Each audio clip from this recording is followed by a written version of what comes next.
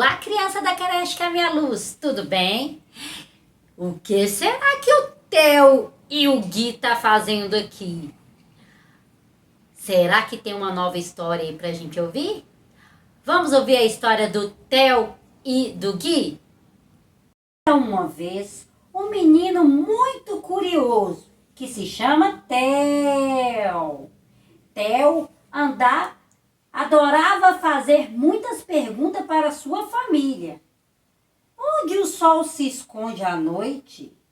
De onde vem a água da chuva? As nuvens são feitas de algodão doce?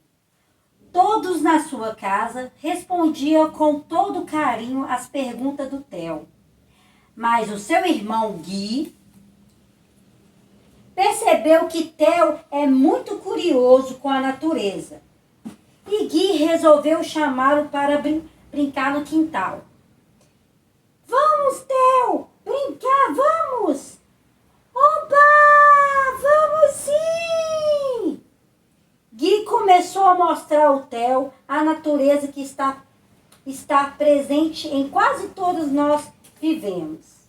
Enquanto o Gui mostrava o Theo balançando o balanço do que o papai tinha feito, Gui fez uma pergunta para o Theo.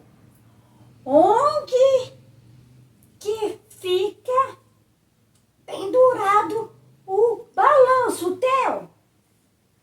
Na árvore, Gui! Então, Theo, a árvore é nossa amiga. Sim! Obrigada, árvore! Theo, quase tudo é pela natureza. Olha lá, o meu carrinho de madeira, quem fez veio da árvore. Nossa, Gui! Como a natureza é legal com a gente. Isso mesmo, sim, Theo. Ela nos dá alimentos e também plantas que servem para ser remédio. Então, Gui, temos que cuidar bem da natureza. Isso mesmo, Theo! Parabéns! Gente, a natureza é nossa amiga. Vamos cuidar dela?